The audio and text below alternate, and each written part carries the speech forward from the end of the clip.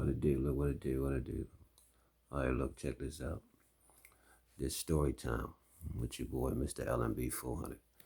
Now I know you got all these niggas that be getting on the internet talking about how much shit they did and how much ass they whooped and how many girls they got and all that. You know, all that smooth shit, all that shit cool.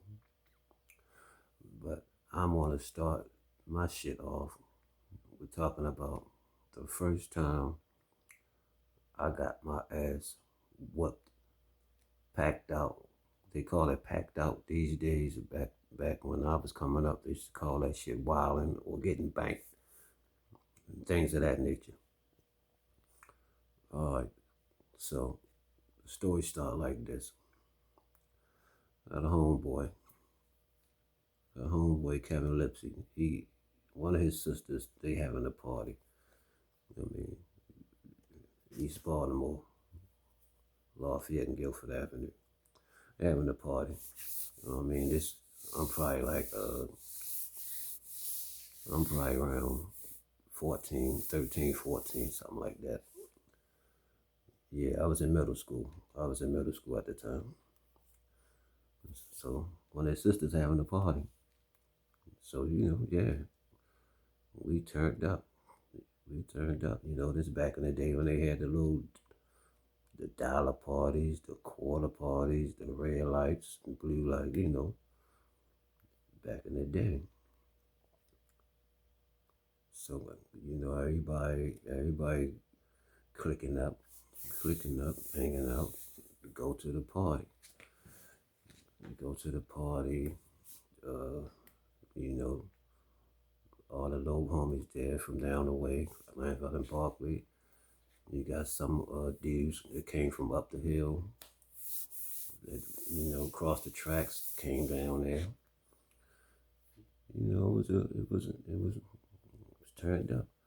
The homie Mandel, rest in peace, he was DJing. Him and his little brother Cedric, they was back and forth DJing. Cedric, he used to like to dance, so he jumping around, dancing and sweating and shit. Everything was cool. But I made the mistake of not paying attention to the time. Not paying attention to the time because at this time I wasn't living on the block no more. We had moved up a little ways up by we had moved up to by if you from Baltimore, we had moved up to by like North and Bond Street. The party was on Lafayette and Guilford Avenue. And between that, it's just a straight shot, but it's a long ass graveyard you gotta walk past to get from where I'm going to get home. So time go by. I'm not paying attention to the time. I'm having fun. You feel me? I'm a kid. It's turned up. Females in there, you getting your little bump and crying on. Getting your little blue balls in effect. That's when I found out what blue balls was. And all that shit. The next thing I know, man, it's like fucking 12 o'clock, 12:30. 12:30. And back then, on that east side, that was not a good time to be outside, especially by yourself. And if you ain't prepared, you know what I'm saying? I wasn't prepared.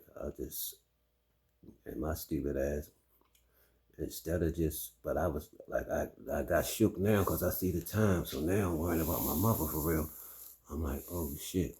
I'm thinking about that ass whipping. That's the ass whipping I was thinking about. Like, damn, I'm gonna get crunched when I get in this motherfucker. Not even thinking like, well, just go around your aunt's house and stay around there. Whoop-de-whoop. But I'm like, damn, I'm thinking about her ass. So now I'm trying to get home. get up out of there. I get to walking down North Avenue. Walking down North Avenue. Get to North Avenue in Greenmount. Right by the graveyard. Start marching. You know, we looked around for a bus for a second. But it's like, man, I'm not waiting on no motherfucking bus. Man, I start marching. As soon as I get in the middle of the motherfucking graveyard, it's a little block up there called Cecil. It's called Cecil Avenue. So I'm on North Avenue. I'm on the right side of North Avenue. Graveyard. On my side, I'm on the graveyard side. The other side, you got the blocks, you know, Homewood, Cecil, Kennedy, all that shit. Oak Avenue. Man, I get in the middle of the motherfucking graveyard. I just see like 14, 15 niggas come out of Cecil Avenue. I'm like, ooh. And it's like I still had time to turn around and break back to the hood, but the low pride shit kick in. Fuck that shit. I'll keep marching. They marching, but they on the other side. They hit me with the okie doke. They act like they was going down. They let me keep walking. And the next thing I know, when I look back, all them niggas behind me, bro. All them niggas behind me. And my stupid ass, I still ain't break. Like, I still had a chance to break, but I didn't. I'm like, you know, young and dumb. Pride in a way. So I just keep walking. They getting closer, they getting closer. You hear you could tell the distance because the voice is louder now. Then the next thing I know, I guess he was the leader or whatever. Big young motherfucker. He looked like he was older than us. Like I probably was like 13. He looked like he was probably like 18. Or he just might have just been a big youngin'. I don't know. Nigga was big as shit. Everybody was smaller than him. And they get close. Now they behind me. You feel me? This one, the motherfucking starter jackets. I had the starter jacket on. I'm like, oh, these niggas want to try to take my starter jacket. And I'm like, I ain't going. That ain't gonna happen. I had what I had? I think I had a Louisville. I had a blazer or a Louisville. One of them, because I had two of them. I don't remember which one I had on at the time. So the big nigga say, hey, this back way before that blood shit was even around. Niggas used to say blood. That's how I knew, like, he was older than us. He'd be like, hey, blood, you got any money on you? I was like, no, I ain't got no money. Keep walking. He's like, well, what you got? And I don't know where the fuck this came from. I don't know why I said this shit. Because it wasn't even true. But I don't know. I guess it was out of fear. I don't know but I was like, I got some matches. I don't know what made me say that shit. Told that nigga I had some matches. The nigga say, what? And before I can even say anything else, the nigga crunched my ass. Boom! Crunched me. And that's like, and it's like the time when that commercial was out about them Lucky Charms commercial. Pink hearts, yellow moons, orange stars, green clothes, blue diamonds, real life. That's the shit I seen. All I seen was colors, yo. I just seen colors. It's like, and I was just dizzy. And then that's the time I decided to run. Like, the fuck? I wait till this nigga almost knocked my fucking head off to get the common sense to get the fuck out of there. Boom! crunched me.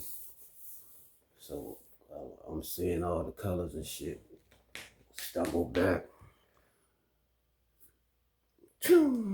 After I get my little equilibrium together, I take off. Out of there. They on my ass. I'll probably get like, I don't even know. I know I cut across the street from the graveyard side. I cut across North Avenue. Now I'm back on that side of the street where they came from.